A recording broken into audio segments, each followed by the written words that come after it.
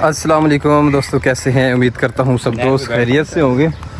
आज हमारे दोस्त आए हैं बिलाल भाई लाहौर से, तो आज उनसे आज का व्लॉग इन्हीं की बातों से शुरू करते हैं। 9 मुहर्रम उल हराम है आज, तो इस हवाले से उनसे बातचीत करेंगे। तो बिलाल भाई कैसे हैं? खैरियत से? अल्हम्दुलिल्लाह अल्हम्दुलिल्लाह, अल्लाह का शुक्र, मैं ठीक हूँ। बिलाल भाई आज 9 अल्हम्दुलिल्लाह शुक्र अल्लाह पाक, आज 9 मुहर्रम उल हराम है। जी बिल्कुल, इस हवाले से हमें कुछ बातें बताइएगा। जी बिल्कुल जी मुश्ताक भाई, आज 9 मुहर्रम है, कल 10 मुहर्रम है, और ये जो 2 दिन है ना, ये इस्लाम की तारीख में बड़ी अजीम कुर्बानियों के दिन है। इस्लाम सारे का सारा जो है कुर्बानियों से भरा हुआ है, लेकिन जो इन 2 दिनों के अंदर सहाबा ने कुर्बानियाँ दी है ना, वो आज भी याद है लोगों को और क़यामत तक याद रहेगी कि किस तरीके से उन्होंने कुर्बानियाँ दी और किस लिए कुर्बानियाँ दी। दीन की खातिर कुर्बानियाँ दी उन्होंने। तो उससे हमने वाक़या सुन रखा है, देखें आपने भी सुना, मैंने भी सुना, बचपन से हम ये वाक़या सुनते आ रहे हैं। लेकिन हमें इससे पैगाम क्या मिलता है इस वाक़े से? बिल्कुल, मुहर्रम से हमें पैगाम अब करना क्या चाहिए? क्योंकि हमें मालूमात बहुत सारी इकट्ठी हो चुकी हैं, सोशल मीडिया से भी, दूसरे हम बयानात भी सुनते रहते हैं, लेकिन अब बात ये कि अब हमें करना क्या चाहिए। तो मकसद हमारा ये होना चाहिए कि हमारी जो मालूमात हैं वो हमारे मामूलात में आ जाएं। खाना खाने की दुआ हमें सबको याद होती है, लेकिन खाते हुए हम क्या पढ़ते हैं या नहीं, तो इससे पता ये चलता है कि मालूमात तो हैं लेकिन मामूलात में नहीं है। इसी तरह करबला वाक़या हमें पता है, हर साल आता है, फिर उसके बाद हमारा रूटीन वैसे की वैसे हो जाती है। 2-4 दिन हम थोड़ा सा होते हैं और छुट्टी को जो है ना वो छुट्टी आ जाती है, उसके बाद फिर हमारी रूटीन वैसे हो जाती है। तो असल में ये कि होना ये चाहिए था कि हमारी ज़िंदगियाँ बदल जाती, और वो कैसे बदलती कि जब हमें इसकी हकीकत पता होती कि इससे हमें पैगाम क्या मिलता है, करने का काम क्या है। तो इसमें मैं ये बताना चाहूँगा कि सबसे पहला करने का काम जो मर्दों ने किया, मर्दों ने क्या किया कि उन्होंने सब्र का दामन नहीं छोड़ा, और क्या है कि उन्होंने जालिम का साथ नहीं दिया, हक वालों का साथ दिया, हक वालों के साथ खड़े रहे। फिर अल्लाह ताला ने उनका जो है ना क़यामत तक उनका नाम रोशन किया। आज हम भी हक वालों के साथ खड़े होंगे, हक बात कहेंगे, तो अल्लाह ताला हमारा भी जो है उनके साथ अशर करेंगे इंशाल्लाह।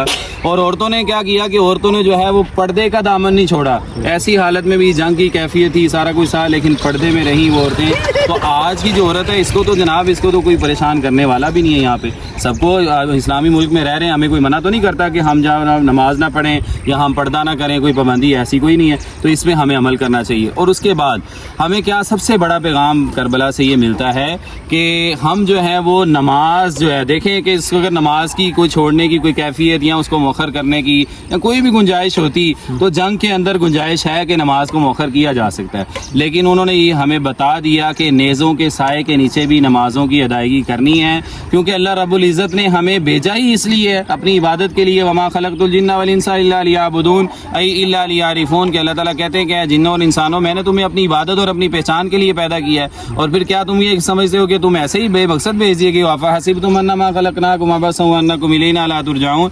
ऐसा नहीं है, तुम्हें बेमकसद हमने नहीं भेजा, बल्कि हमने तुम्हें एक मकसद दे के भेजा है, और उसके बाद हमने तुम्हें अपने पास बुलाना है, फिर तुम्हारे से सवाल हमने करना है। हर एक ने जो है ना वो सवाल हर एक से होगा कि जवानी कहाँ गुजारी, और जो ज़िंदगी अल्लाह ने दी थी किन कामों में गुजारी, माल कहाँ से कमाया, कहाँ लगाया, ये सारी चीज़ें नमाज के मुतालिक सवाल होगा। तो इन चीज़ों को हमने देखना है। और उसके बाद जो काम है करने के इबादत के एतबार से, ये तो काम ये हो गया कि हमने ये करना है, इस तरह हमें पूरी ज़िंदगी करते रहना चाहिए। और इन ख़ास 2 दिनों के अंदर जो आपने भी सवाल किया कि हमें इन 2 दिनों के अंदर कौन सी इबादत है वो करनी चाहिए, तो उनमें सबसे पहले दुआ का अहतमाम किया जाए। इन 2 दिनों के अंदर दुआ किया जाए। क्यों? क्योंकि अल्लाह ताला ने जो बनी इसराइल ने दुआ मांगी थी अल्लाह ताला से, तो अल्लाह ताला ने बनी इसराइल को फिरौन से निजात दे दी थी। तो आज हम भी अल्लाह से दुआ मांगेंगे तो अल्लाह ताला हमारी दुआ को कबूल करेंगे, तौबा को भी कबूल करेंगे, अपने गुनाहों की बख्शिश मांगना अल्लाह से, और उसके साथ साथ जो है वो परेशानियाँ जितने भी मसाइब हैं उनके जो है बेहतर होने की अल्लाह ताला से दुआ मांगना, तो अल्लाह ताला कबूल करेंगे।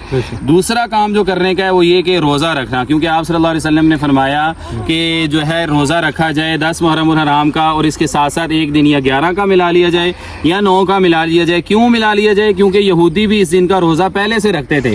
वाक़या करबला से पहले भी इसका रोज़ा रखा जाता था, वो यौम तशक्कुर के नाम पे इस रोज़े को रखते थे। तो आप सल्लल्लाहु अलैहि वसल्लम ने फरमाया कि अगर यहूदी इस नाम पे रोज़ा रखते थे तो हम मूसा अलैहिस्सलाम के ज़्यादा मानने वाले हैं, लेकिन हम 2 रोज़े इसलिए रखेंगे ताकि हमारी इबादत में उनके साथ मुशाबिहत ना हो जाए। यहाँ पर नुक्ता एक हमें ये पता चलता है कि आप अलैहिस्सलाम को इबादत के अंदर भी गैरों की मुशाबिहत पसंद नहीं थी।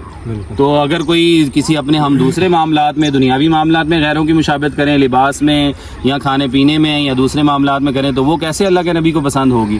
تو اس لیے جو ہے ہم نے سنتوں کے مطابق اپنی زندگی گزارنی. فرمایا کہ جو سنتوں کے مطابق زندگی گزارے گا، من تمسک بسنتی عند فساد امتی فلہ اجر 100 شہید، کے جو فساد کے زمانے کے اندر میری ایک سنت کو زندہ کرے گا اللہ تعالیٰ اس کو 100 شہیدوں کا ثواب دے گا.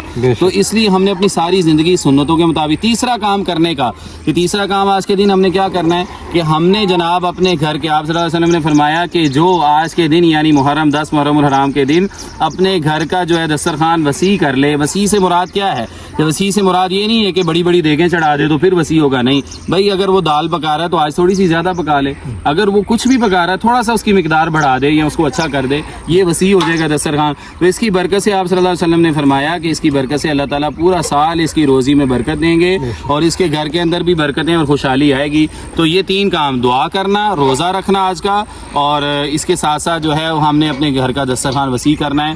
یہ اگر ہم کام کر لیں گے تو انشاءاللہ ہماری دنیا بھی اچھی ہوگی اور آخرت میں بھی اللہ تعالیٰ ہمیں اس کا اعزاز و اکرام عطا فرمائیں گے انشاءاللہ. بہت خوب، بہت شکریہ بلال بھائی. اللہ تعالیٰ آپ کو جزائے خیر دے اور اللہ تعالیٰ آپ کی باتوں پر عمل کرنے کے توفیق عطا فرمائے. امید ہے آپ سب دوستوں کو ہماری یہ ویڈیو اچھی لگی ہوگی. اللہ تعالیٰ سب کو اس پر عمل کی توفیق عطا فرمائے. آمین ثم آمین. جزاکم اللہ خیرہ. السلام علیکم ورحمۃ اللہ وبرکاتہ.